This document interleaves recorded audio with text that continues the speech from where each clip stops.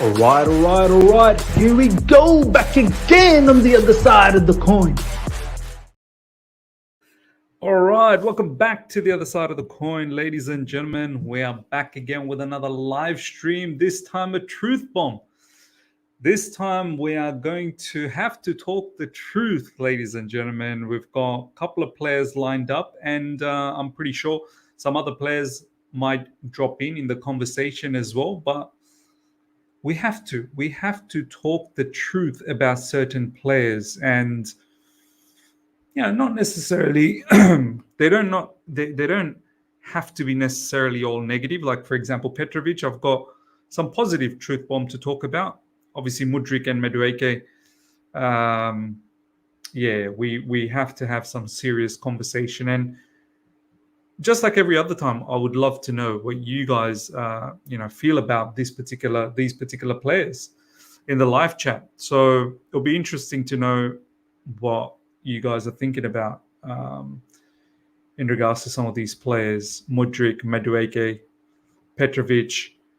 I think we can talk about, we could have thrown in many other players, but I think these three at the moment worthwhile talking about. Obviously Petrovic sort of combined with Robert Sanchez, but as soon as you come through, ladies and gentlemen, smash the like button, get those likes up. And if you're here for the first time, make sure you subscribe. And let's get in with this. Big up Marba. Yes, Miz, big up. And Shubra as well. Big up to the Coin Gang. Big up to you. Lot. We've got ENS. Ian, big up, brother, my man. Hope you all are having a fantastic weekend wherever you guys are. We've got Tamal. Big up to you, my man. Mayang saying Madueke needs time. Mudryk is just freestyler and Petrovic is looking good. Yeah, well, these are the things that we definitely want to touch base on. Chelsea FC, I need a truth bomb on Enzo. He costed more than Mudryk and he ain't like KDB for the amount we paid. He needs to be like him.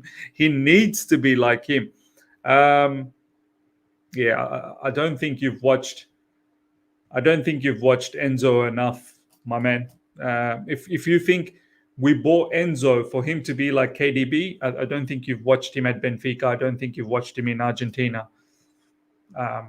He's not a KDB-esque type of a player. If anything, I think Enzo Fernandez is more of a Cesc Fabregas type of a player. But you also have to look at the setup, the structure, the system that we've got at Chelsea Football Club.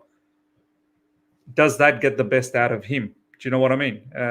We've seen it many times where Enzo Fernandez has provided some really good passes, but up front, people have let him down as well. Of course, Enzo Fernandez himself, he can do better in terms of his shooting.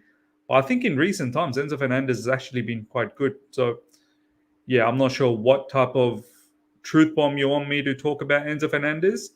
I think in recent times, he's actually been pretty good. And I think in recent times, predominantly Pochettino has deployed him correctly. Iki, big up to you, my man. Willard, big up to you as well. Maddie, what's happening with Santos? There's no news about home after the recall. He's in pre-Olympics games, so he's playing for the Olympic team, Brazilian Olympic team, I think under 21s. So that's why we're not hearing much about it. Revenite is saying, you paid 105 million. You can't just say you're not a KDB. You got to get more out of him. I'm sorry. No, you don't need to be sorry, but he's not a KDB. Like, it's like saying when we got Nicholas Jackson and some of us thought that he's the next Didier Drogba. Sorry, he's not. He's not. A lot of people are saying, now do you miss Jackson? Jackson, from the last couple of matches that I've seen, I don't think he's a striker. He's more of a second striker, someone who plays off of a particular striker. We have to stop misprofiling, like asking for Enzo Fernandez to be a KDB-esque box-to-box, supreme in part. Like, KDB is going to go down as one of the greatest of all times in the Premier League. Box-to-box player, shooting immense, passing immense. Do you know what I mean? Like, Enzo's just started his career. Enzo is a deep-lying playmaker. That's how I look at it. He's a deep-lying playmaker. who can transition from deep positions and progress forward, but he's not going to be sitting up front and be like a Ricardo Kaká type of a player. That's not him, or KDB type of player. That's, someone who plays deeper. Anyway, but this isn't about Enzo Fernandez. We can talk about Enzo Fernandez another time. Mayang Brea needs to go, man. Yeah, of course. We'll touch base a little bit. I mean, he's going to go anyway. Shubra saying both Noni and Misha need time. They are our backup wingers that Nkunku injury effed up massively this season. Yeah. Okay. Let's start things off with Petrovic. I'm going to start things off with some happy conversations, right? Petrovic, ladies and gentlemen, I think now, when he first broke into the team, we were talking about, is he going to be Chelsea number one? And everyone kind of said that, look, a couple of really good performances, but let's take our time. Like, we haven't seen enough of him to make a judgment whether he's going to be Chelsea number one. But I think now we've seen enough of Petrovic. I think he's played 10 matches for Chelsea so far since Robert Sanchez's injury. I think now we've seen enough to judge and say, do you know what? He's undoubtedly Chelsea number one. Robert Sanchez, there is no discussion anymore. I'm sorry. If Sanchez just waltzed back into the team, I think there's something wrong. I think genuinely there will be something not wrong with the entire organization. Robert Sanchez, it's clear as daylight that he is now Chelsea number two. Petrovic's composure, his shot-stopping ability, the way he commands his box, and even his ball distribution, very, very decent. Very, very decent. It's just his overall calmness. He's never chaotic. He's never erratic. Sanchez, you can just sense there's a mess that is bound to happen very, very soon. I'm so glad we've, stumbled upon Petrovic. Whoever has scouted Petrovic, and we've scouted some really decent young talent, no doubts about that. But Petrovic will probably go down as one of the really, really good signings as well, along with Cole Palmer. I don't think we paid anything. I think it's peanuts, really. 11 million or something like that we paid for Petrovic. This guy's easily double is not a problem. Maybe even tripled his value. Top goalkeeper, and 100% he's Chelsea number one. He's absolutely Chelsea's number one goalkeeper right now.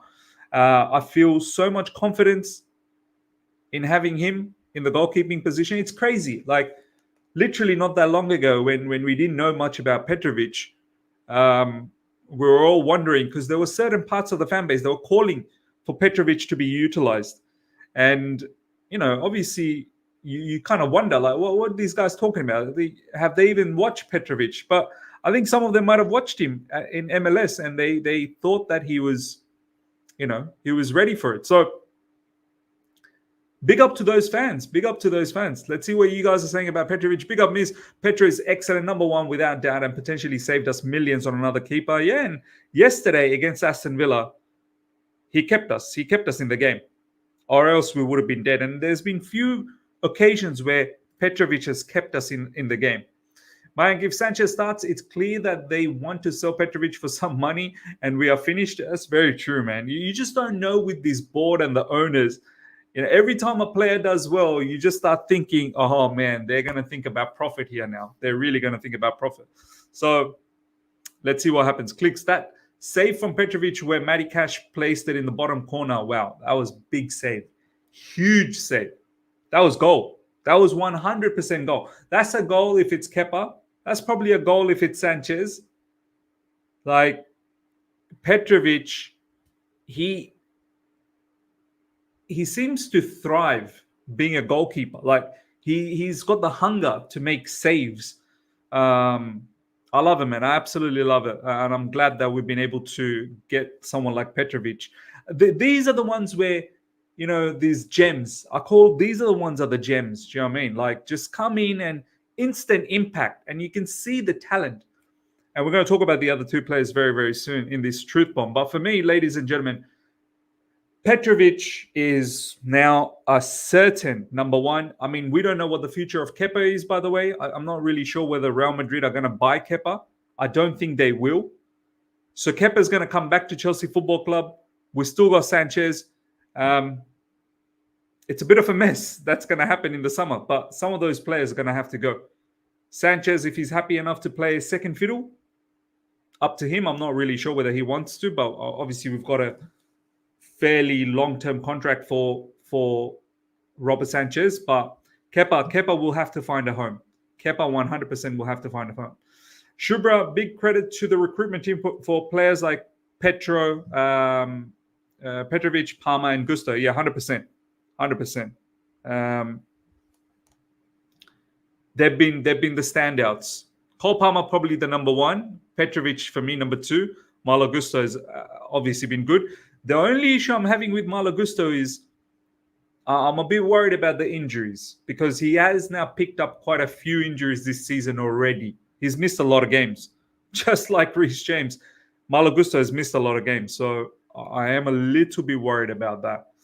After the game with Almeria, everyone at Madrid wants Kepa gone. There you go. So we have to find a home for Kepa. If you tell me I will be happy with Petrovic over Onana, I will call you madman. What a player, top goalkeeper, 100%. All right. Let's now switch the conversation to somewhat unpleasant, uncomfortable conversations to be made. Now, first of all, let's talk about Michaela Mudryk.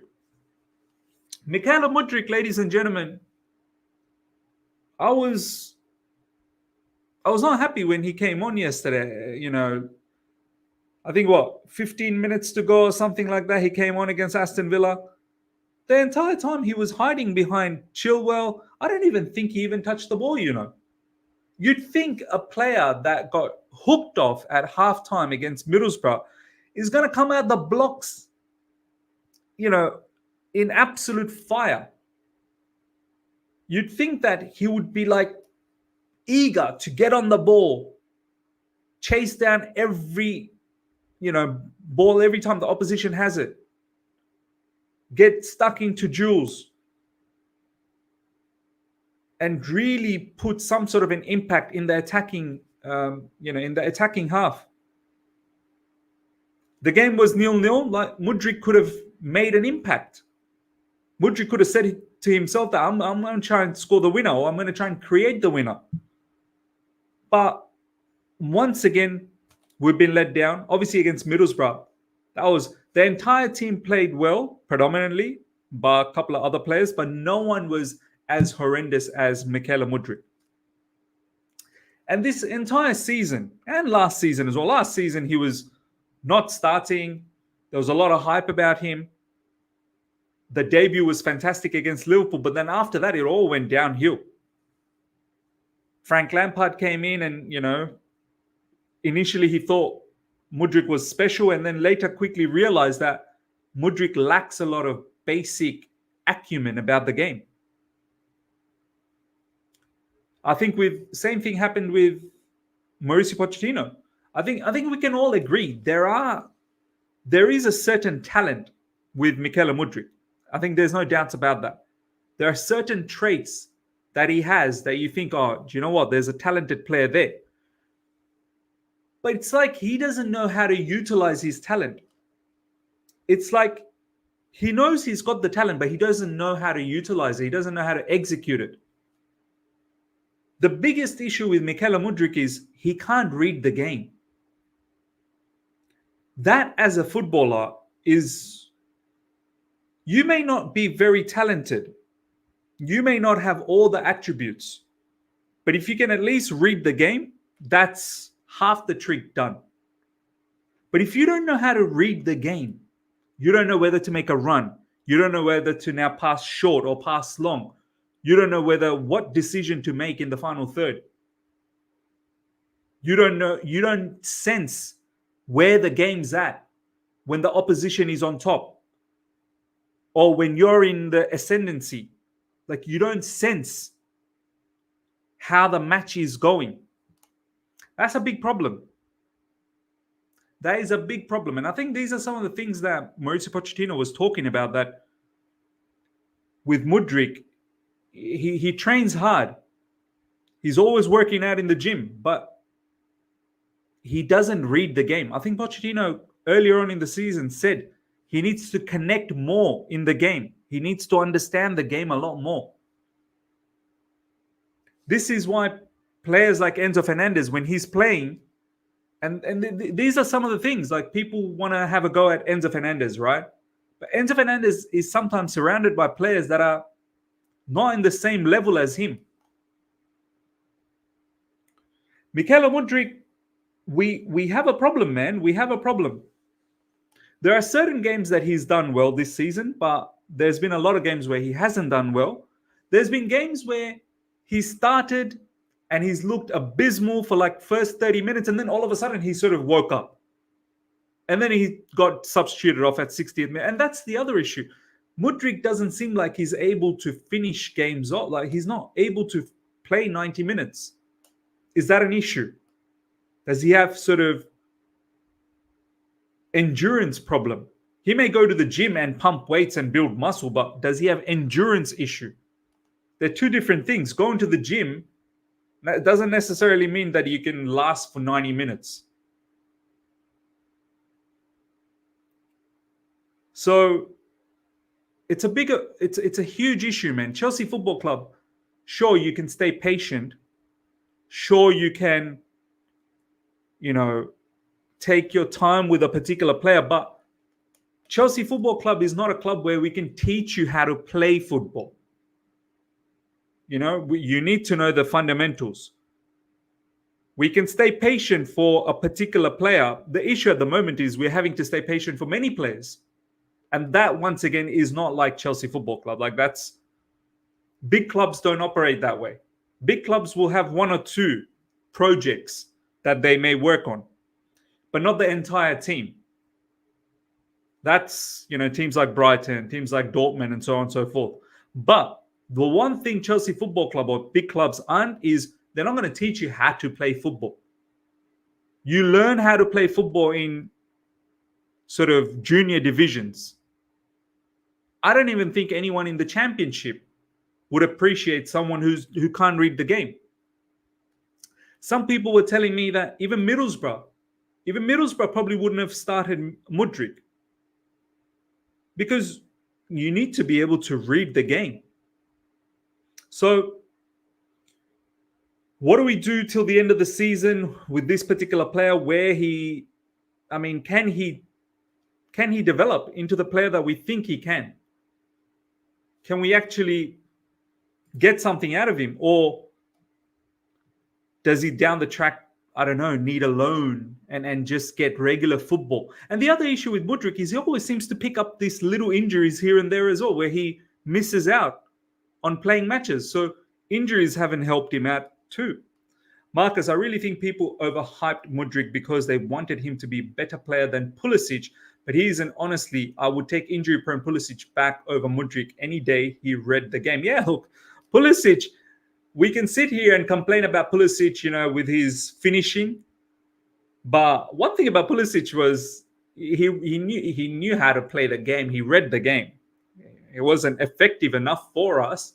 He missed a lot of chances, but that's a different story. But at least, Pulisic was not clueless about the game. Mudryk literally at times looks very clueless as to what he needs to do. He'll run into players, miss time passes all over the joint. It's quite embarrassing at this level. It is quite embarrassing. And I don't know. I feel lost with Mudryk. Like, what do you actually do with him? How can you now send him on a loan in summer? You've spent quite a bit of money. Like, I know the add-ons, I don't know whether that's ever going to happen, but I think the base fee was something around 65 million, 63, 65 million. And then there were a lot of add-ons. Even that, like, that's an exorbitant amount of money to pay, man. Exorbitant amount of money. We just have to hope that Pochettino can keep working on him and he can keep working hard in training. But I wasn't impressed with his lackluster performance coming off the bench against Aston Villa, there was an opportunity for him to outshine. And if anything, he probably was hiding. I feel for Mudryk, he never gets a run of games. He did get a run somewhere in November when he was getting better, but then he was dropped. I think he's someone who needs to play every game to get better. I don't know if he got dropped. I think he got injured. He picked up a slight knock. So, look, sure, we want to be able to give players a longer period of run, but there are other players waiting as well to get opportunities. There's Madueke, there's Chukwuemeka, there's many. Like, players are always waiting for minutes. So how is it going to be fair if you keep dropping bad performances? This is why it's important for players like Mudryk, whatever little opportunities they get, they have to perform. You have to. If you don't perform, then it's unfair for the others because they deserve to play as well. And at the end of the day, this is Chelsea Football Club. We've got, results to meet. We need to get victories. It's not like your sort of lower level teams where you can stay patient, you can giving times to these players so they can develop. You've got to show as well, man. Like, this is why Madueke in the last few weeks, obviously we'll talk about Madueke as well, but at least Madueke, he's somewhat taken his opportunity to the sense that he's scored goals, he's either assisted goals or one penalty. Do you know what I mean? Like, Mudryk, I know he scored that goal against Newcastle, which was a big one for us in the Carabao Cup, but he needs to be able to do that on a regular basis. You need to be able to impress a lot more. Haj, Mudryk has been here for a year, and other than pace, he has shown nothing. Any coach who has to use players like Broja, Madueke, Mudryk, and was denied Lautaro, Dybala, and Benzema will suffer. 100%. 100%. It's well said.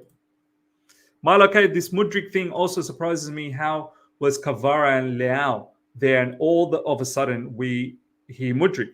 Didn't even know this guy. I've given him one season. That's my grace period, and I've seen zero. Yeah, look, I didn't know too much about Mudryk either. All of a sudden, he became a Chelsea player. He was going to Arsenal. And out of nowhere, RKO out of nowhere. Randy Orton style, RKO out of nowhere, and Bob's your uncle. He's a Chelsea player. But let's see what Mudryk can do till the end of the season. All right, let's now talk about Madueke, ladies and gentlemen. Poch is his own worst enemy, playing players out of position. Madueke. Himanshu, I told you Miz a Ukrainian Timo Werner. Man, that's probably a bit of disrespect to Timo Werner. Timo Werner was actually quite smart with his movement. Timo Werner's biggest issue was he just, the finishing let him down. But his movement was actually pretty good. Madueke as well, ladies and gentlemen. Look, I can already see a few people, like, for example, Mr. Machoka, Madueke is doing good for me. I mean, how are we saying he's doing good? Like, based on what? Based on the caliber of wingers we used to have once upon a time, or based on the abysmal seasons that we've seen recently that we think that he's doing good? Just for a second, think about the wingers we used to have and who used to be scoring goals on a consistent basis. Pedro, Willian, even going back to Flo Maluda. Do you mean? Like, even at times, Nicolas Anelka, who would play out wide. I'm not even talking about Eden Hazard. Do you know what I mean? Hazard was obviously a different level. Like, I'm not even talking about him. But just some recent wingers that we've had. I'm not even worried about some special players like Robin and all of that, right? But Madueke, sure, he's decent enough, but he's another one of those ones where I'm not fully convinced. Like, I'm not fully convinced that this is the level. Madueke, throughout this season as well, there's been times where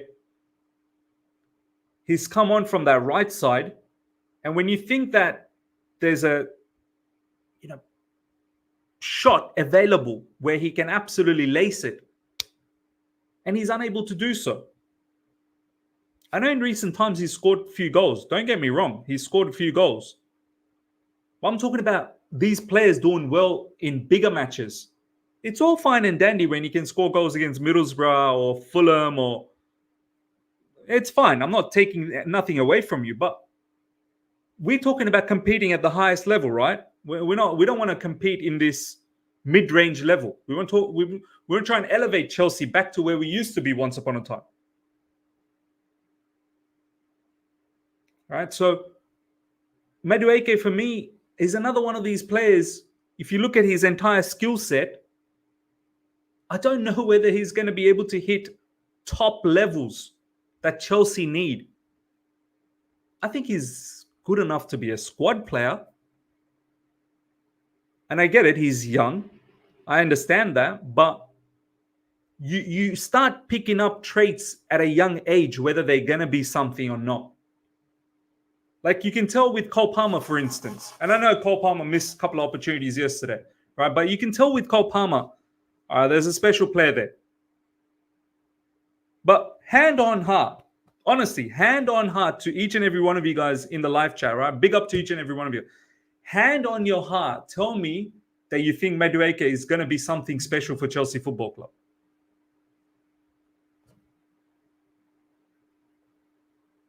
So I feel like there's so much work that these kids, they need to do, man, honestly. And right now, we are backing them, of course, because they're Chelsea players. No problems about it. We back them. But if we want to compete at the highest level, like there is a genuine opportunity now with Jurgen Klopp leaving at the end of this season. Liverpool might go through a bit of a transition period with a new manager. They potentially might get some new players. There could be an opportunity to rattle the boat a little bit. I'm not saying win the Premier League or anything like that. As long as Pep Guardiola's there, no one's going to even bother. But you can bridge the gap that Chelsea have with your cities, your Liverpool, even you can say to a certain degree Arsenal, right? You can somewhat bridge the gap. So players like Madueke, players like Mudryk, are they going to be able to bridge the gap for us? That's the question. That's the question I want to ask you guys. Me personally, I don't know, man. I don't know. I don't think so. And even if they do, we might have to wait like 2, 3, 4 seasons. Like, do we have that much time to keep just waiting? And what's Chelsea going to do all during that time? We need to get back to Champions League football. We need to start competing in the Premier League. We've already wasted 2 seasons under the new ownership, just to let you know. Like people think about, but it's early days, it's early days. We've already wasted 2 seasons under the new ownership. Like if you guys have forgotten. Time flies like that, man. Time flies like that. Akim is, we still need to give him consistent game and time and then judge him. How many consecutive games has he actually got at Chelsea? This seems to be the same comment for almost all of our players.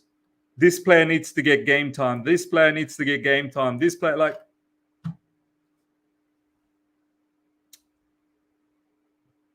It seems like they all need to get game time. This is the issue. This is why I'm not an advocate of having so many young players, because all of these young players, they need to get game time. Chelsea Football Club is not a place where we can babysit you. Like, I don't know what perception some of you guys have of Chelsea, but this is not a daycare center. Do you know what I mean? Like, this is not a place where this player needs game time. This player needs game time. That player needs game time. Come on, man. We need some ready-made talents. We need some players ready to go. That game against Aston Villa yesterday in the FA Cup, we should be winning that, man. We should be. We should have won that. Madueke had an amazing chance to score early on. Big chance. With his left foot as well. But that's not the first time, not having a go at Madueke, but that's not the first time Chelsea's done this. Chelsea's kind of shown this issue for this entire season and last season as well. This is why where we are right now, yeah? This is why where we are. We need ruthlessness. We need ruthlessness back in Chelsea Football Club, man. The Super Monty, thank you so much for the super chat. Noni is average. Mudryk is diabolical. Huge gap. Yeah, look. At this moment, a lot of you guys probably will agree that, okay, Noni Madueke is probably better than Mudryk because Mudryk just looks just incredibly lost. But even Noni Madueke, even though being better than Mudryk, that's not a big thing. Like, it's not that difficult to be better than Mudryk right now. But Noni is still, for me, is not the levels, man. It's not the level. I need to see players having Cole Palmer kind of a level. Having, Petrovic type of a level. There has to be a certain degree. Do you know what I mean? Madueke, fire out with this chat. If we give you a chance and you don't take your chance, I'm sorry, this is life. It's not fair, and especially if you're in a club like Chelsea, those who made it showed it. Yeah. They all need game time. Then we demand results. Then they don't perform. Then we don't get results. Then we blame manager. Then the coach will be sacked. Get used to this cycle under Clown Lake. Yeah, look, it is tough. Like, I'm not even going to lie. It's very tough on Pochettino. Like, I've been very critical of Poch, and I still have, still will be. I've been assessing Poch on a match-to-match basis. I think yesterday, first half, Poch, no issues. He couldn't have done anything more. Players let him down. They can't finish. But second half, I feel like he's not sensing danger. He's not making changes quicker. Maybe at times he's probably held back because some of the players just returning back from injury, and maybe he's reluctant to use them because they may get injured again. And that's another issue. But overall, Poch isn't the biggest issue. There are other fundamental problems as well. The players definitely a problem. And these players are getting recruited by our board, right? Your Paul Winstonleys, Lawrence Stewart, owners' directions. And it seems like it's going to continue this way. Like, even in the summer, like, we're just going to keep getting these talented maybe players. Do you know what I mean? It's crazy. It's crazy. Poch played without 9 up front, changes the dynamics of the game. The setup was not brave enough for all our attack. It showed it was Poch if you rewatch the setup. Yeah, look, I mean, honestly speaking, when you deep the lineup yesterday, I think a lot of it was because of injuries. A lot of it. I know we all demand, why didn't Breuer start? Cole Palmer should have played as a number 10. Makes sense, right? But you also have to understand, maybe Breuer is not able to start a second game in such a short space of time. Breuer, he's had a huge injury. Just maybe that could be an issue. And when Breuer did come on, wow. Another player that not seizing the opportunity. And what did Breuer do against Middlesbrough as well? It wasn't as if he was absolutely ecstatic. Now, people complain about Poch having to play Levi Colwill at left back yesterday. What else could he have done? Cucurella is injured. Malo Gusto is injured. Chilwell, Pochettino himself in the press conference said Chilwell is probably not going to be able to start so close to each other that game. Middlesbrough and Aston Villa. He's probably not going to be able to start. What else was he meant to do besides playing Levi Colwill?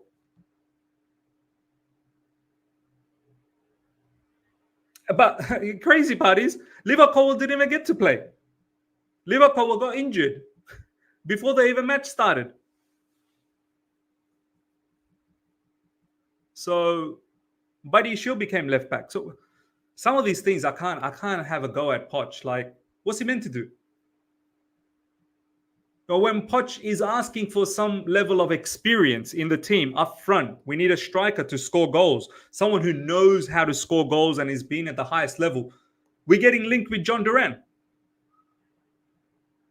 We're getting linked with Callum Wilson, who, I don't mind, but he's another injured player. Do you know what I mean? JC, Miz, but Miz, we did pay 20 million for Washington. Also, Miz, have you no strike? Okay, so we did pay 20 million for Washington. Did Poch ask the board to pay 20 million for Washington? I'm 100% sure Poch didn't even know who Washington was. Why did the board pay so much money for Washington? 20 million for Washington.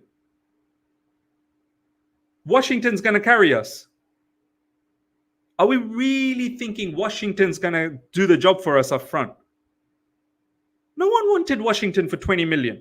Now, apparently, we can't finance a deal for Benzema because it's too much money. It's going to cost us too much money. But we spent 20 million on Washington. Come on, man. Also means having no striker with winger crosses becomes pointless. A striker does bring stress to CBs who are comfortable with that one. Yeah, look, of course I understand that. But Washington is also a very young striker. He ain't going to put no CBs under no stress. Washington's got a lot to learn about the game as well. Washington up against some of these Premier League level defenders? Are you kidding me? Konza and whoever else was the other partner for the Aston Villa defensive line. They'll probably look at Washington and they'll just eat him up and chew him. They'll chew him up and then spit him out. So some of these things, I don't blame him. Some of these things, I just don't blame him. Felix, Miz, you know what's mad? After 1 billion, our first team looks sad. Bench as well. No options and no players that can change the game and tempo. Yeah, look, I mean, this is why I'm waiting for players like Chukwuemeka to be integrated in. I think someone like Chukwuemeka will definitely give us something, and I'm waiting for him to be quickly integrated into the team, but then you can't be too quick. You have to understand, Chukwuemeka also missed close to 3 months.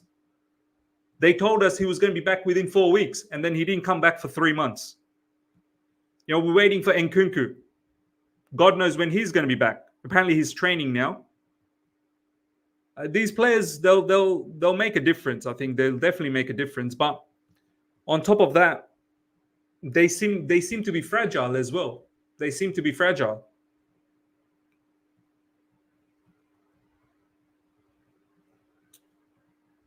So, yeah, tough times. Even Desasi opening spaces are having good runs than Mudryk and Broya. Desasi's actually been quite good in recent times, but I need more consistency. I need prolonged consistency. It's been good in recent times, but I need prolonged. Like I need till the end of the season, keep playing well.